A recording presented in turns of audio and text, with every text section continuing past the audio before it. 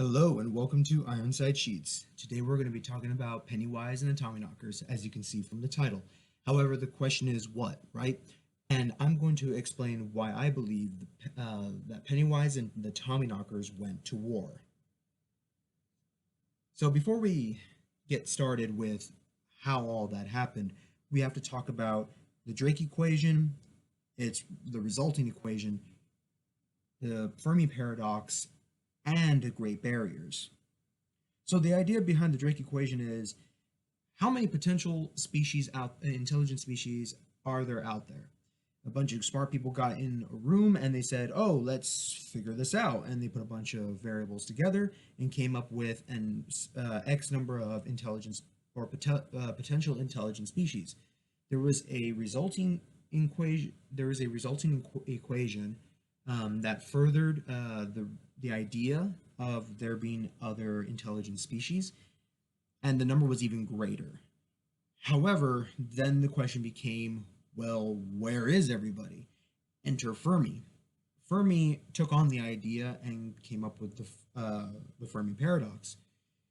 And the idea is that, yes, there are many, many potential intelligent species out there, but they're nowhere to be seen.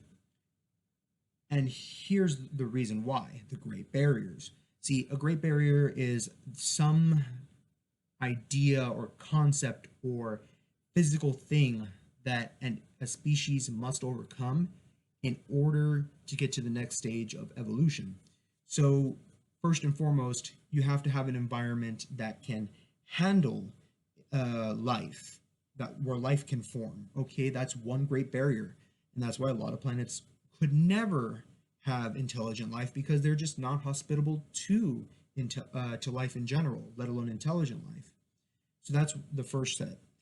And then you have to have life form at all, because not every environment will produce life, even though it could. Then you have to have life that becomes intelligent enough to just look at the stars and think about them more than just dots in the sky. And that's some base level intelligence. And then they need to be even more intelligent to think about travel beyond their planet, let alone interstellar travel. All along the way, they have to get past mass extinction events such as natural disasters, diseases, or food shortages, climate change, anything. They just have to get over so many different things just to become relatively intelligent, let alone interstellar travel intelligent. Now we go over to Pennywise and the Tommyknockers. Now, is this even remotely possible? Well, they are written by the same author, that is Stephen King. Now, that's not the end-all be-all to stories happening in the same timeline as it is, or in the same universe as it is. Matt Pat from Game Theory, Film Theory. He did this in Film Theory. He theorized that Pennywise from It was the same being from A Wrinkle in Time. Very possible that the two are. Stephen King could have taken one from the other and just said, oh yeah, he's more than powerful enough to travel in between dimensions. But it increases the likelihood that these two stories share a universe, so that helps. All right. Then they happen in the same state in the United States, that is Maine, which, my God, most of Stephen King's books happen in Maine, and I don't want to visit. But that increases the likelihood even more. Now, here's the real kicker. An injured Tommyknocker sees Pennywise hanging out in a sewer. Now, he chalks it up to hallucinations. However, if he didn't really see Pennywise, I don't think Stephen would have, or King, I should say, Stephen King would have mentioned it. So he's a very deliberate writer as it is. So they share a connected universe. Great. This idea could have happened. Well, how did it go down? At least the beginning. Well, the Tommyknockers share a hive intelligence. We know this from Bobby Anderson and the rest of the Tommyknockers as they change later in the book. They become. That is great But again, why? Okay, the Tommyknockers also do have emotions. Now they say they don't feel emotions to the same capacity as humans or the same way humans do, but they still feel emotions. Oh, okay, well, Pennywise feeds on fear. So he could have easily just made one afraid, then two, then three, then four, then five, then six, then seven, then eight, nine, 10. And for every one who feels intense fear of him, the rest feel that fear. And now that just makes them kind of uneasy because it's not directly affecting them, even if the intelligence is connected. Okay. But then two become afraid. Now they all feel that collective fear. Spread it, and Pennywise has a great food source, and I wouldn't be surprised that if he's as strong as he is because of the Tommyknockers and their hive intelligence. So there's that. Well, the Tommyknockers are great engineers, but they aren't really great thinkers. Bobby Anderson says this as or says as much when she calls her and the Tommyknockers idiot savants. That I like we are great at building, but we don't really pay attention to anything else. And the Tommyknockers are just dumb. They couldn't even think of using a DC converter for power, which great. And so the Tommyknockers are super intelligent engineers. They are capable of making great weapons and probably made these weapons to combat Pennywise. After all, Pennywise is ridiculously powerful. Okay, well, who won? Well, Pennywise. Pennywise kicked their asses to Kingdom Come and back and sent them packing. So they leave, and right before they leave, they create intelligence spreading technology.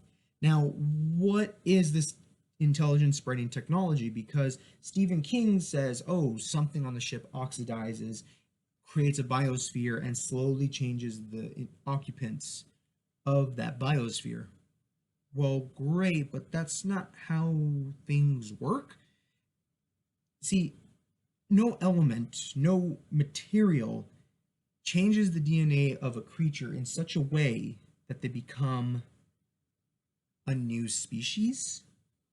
At least not that quickly, right? So we have evolution and things become more intelligent over time, and little changes here and there add up and create something new. That's evolution. But the Tommyknockers change in a month and a half. They change really quickly. And so that doesn't it's not explained by material oxidizing and creating a biosphere. No, I propose that even though Stephen King didn't mention it, that the Tommyknockers and their lack of intelligence and forethought and planning created nanotechnology, but did not write it down or keep it in their intelligence banks because it was unnecessary. So they created the intelligence spreading technology that is nanobots. The nanobots are in droves in the ship. The ship is loaded with tons of information to travel and spread their own intelligence, but also to build new technologies that make the civilization far more advanced. Okay, so the nanobots are just released. Great. And then the ship is sending signals to tell them what to do. Now, Bobby Anderson, before she's changed into the Tommyknocker Supreme, or Tommyknocker Ambassador, I should say, she says that the ship has been there for millions of years. Okay, well, there's an intelligence barrier for those nanobots. See, birds are found dead all around. And what's going on? Well, I think what's going on is that there's a bare minimum level of intelligence that a species must have to undergo the change. Now, the intelligence is actually fairly high in terms of animals. So Peter starts undergoing changes. That is Bobby Anderson's dog. But he is known to be a far more intelligent dog than most. He shows that he can do complex tricks and remember them for years and do them of his own accord. Great. So the ship lands on Earth after they've been chased away by Pennywise. Pennywise comes in to finish them off, but they're already dead. They squabble amongst each other. They fight, and they kill each other. And he comes to Earth and he realizes, oh, they're dead. But the ship is here. And because the ship is here, there are changes happening on this planet. So instead of staying here, Pennywise goes off and starts feeding on the other civilizations. See, in the Tommyknockers, they do mention that the becoming has happened on many other worlds with many other species. So Pennywise has a food source, a fuel source out there waiting for him, but he keeps Earth marked because he realizes that it could be a great potential food source. Okay. But with that change came something else, not just the Tommyknockers, not just the capacity for intelligence, not just star travel intelligence, but something else. Something I believe that is accidental. The Shining. See, here's the thing. The Tommyknocker information transfer creates great intelligent beings. But if the instructions are not perfect, which they aren't all the time depending on the species, maybe it created some kind of mutation that created more advanced minds.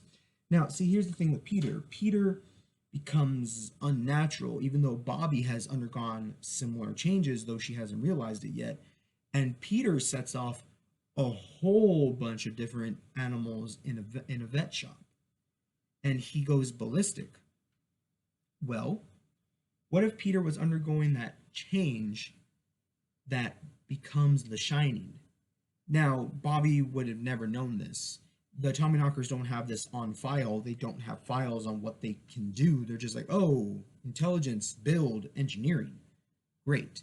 So Peter changes. He starts developing some level of the Shining, and it throws off all the other creatures. They know he's unnatural. They don't like him because of it.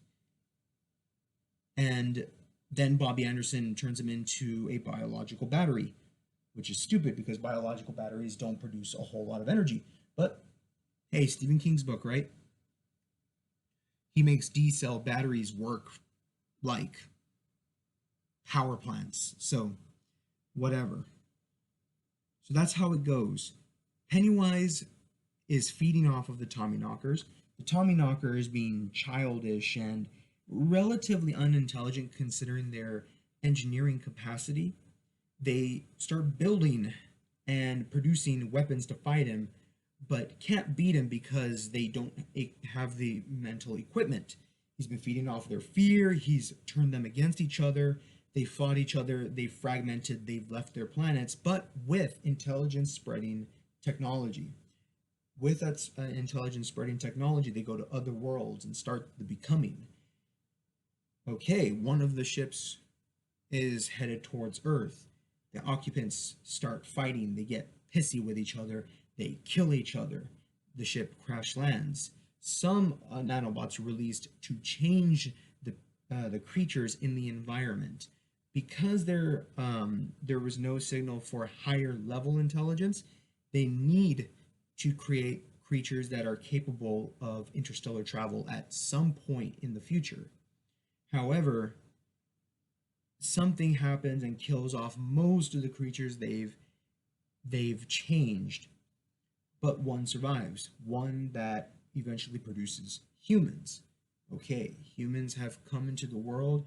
They are incredibly intelligent, and a lot of them have the capacity for the Shining, or at least a lot considering the normal population.